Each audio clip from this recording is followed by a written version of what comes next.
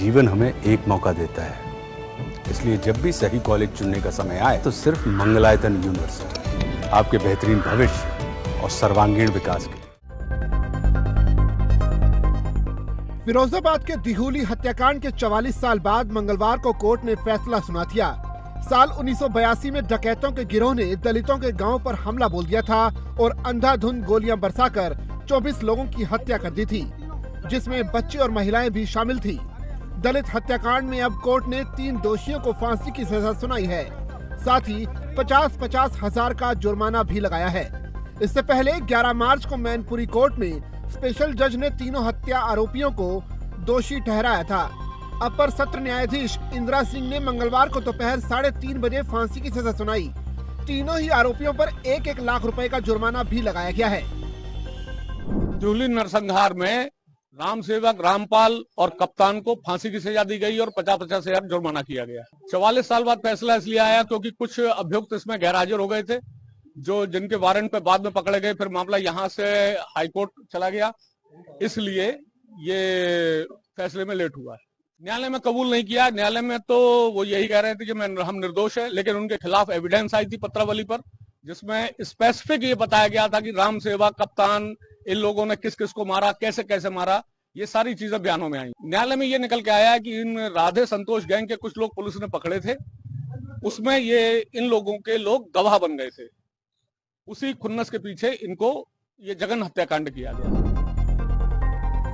इस हत्याकांड में 18 नवंबर 1981 को जसराना के गांव दिहुली में 24 लोगों की गोलियों से भूनकर हत्या कर दी गई थी। फैसला आने के बाद तीनों ही आरोपियों को पुलिस अभिरक्षा में जेल भेज दिया गया। न्यायाधीश ने अपने आदेश में लिखा कि हत्यारों को गर्दन में फांसी लगाकर तब तक लटकाया जाए जब तक कि उनकी मौत ना हो जाए। तीनों दोषियों की उम्र 75 से 80 साल है। इस हत्याकांड में कुल 20 हत्यारोपियों के खिलाफ चार्जशीट दाखिल की गई थी, जिनमें से 13 आरोपियों की मौत हो चुकी है और फरार चल रहे 4 आरोपियों की गिरफ्तारी के लिए कोर्ट ने स्थायी वारंट जारी कर रखे हैं। मामले की पैरवी एडीजीसी रोहित शुक्ला द्वारा की गई। दिहुली में जब 44 साल पहले नरसंहार हुआ तब प्रदेश की सरकार तक हिल गई थी। उस समय तत्कालीन प्रधानमंत्री इंदिरा गांधी, गृह मंत्री बीपी सिंह, मुख्यमंत्री नारायण दत्त तिवारी और विपक्षी नेता अटल बिहारी वाजपेयी भी पीड़ितों का दर्द बांटने दिहुली पहुंचे थे।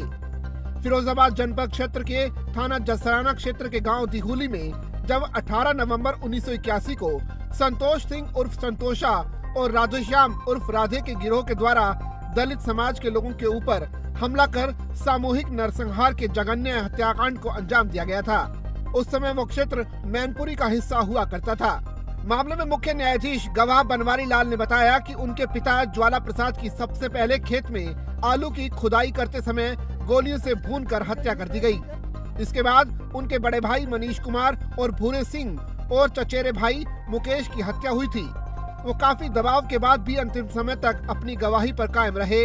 उन्हें इस बात का संतोष है कि देर से ही सही, लेकिन उन्हें इंसाफ मिला है। आरोपियों को फांसी मिलनी चाहिए। उन्होंने बताया कि अधिकांश पीड़ित परिवार गांव से पलायन कर गए हैं। केवल 3 परिवार ही गांव में रह रहे हैं।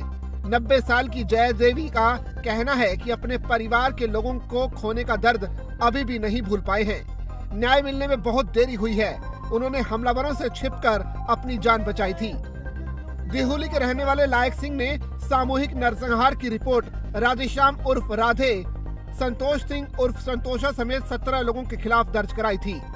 दलित समाज के महिला, पुरुष व बच्चों का शाम के समय पुलिस की वर्दी में पहुंचे डकैत के गिरोह के लोग जो हथियारों से लैस थे, उनके द्वारा सामूहिक हत्याकांड को अंजाम दिया गया था। सामूहिक दलित समाज के हत्याकांड के पीछे बदमाशों के गिरोह की मुखबिरी और गवाही का मामला मुख्य रूप से सामने आया था, जिसको लेकर नाराज बदमाशों ने बदले की भावना से गांव में पहुंचकर हमला किया था। मामले की सुनवाई मैनपुरी जिला न्यायालय में चल रही थी, जो बाद में हाईकोर्ट के निर्देश पर इलाहाबाद के सेशन कोर्ट में अक्टूबर 2024 तक ट्रायल चला था। जिला जज के आदेश पर अक्टूबर 2024 में संबंधित मामले को मैनपुरी की विशेष डकैती कोर्ट में ट्रांसफर कर दिया गया था।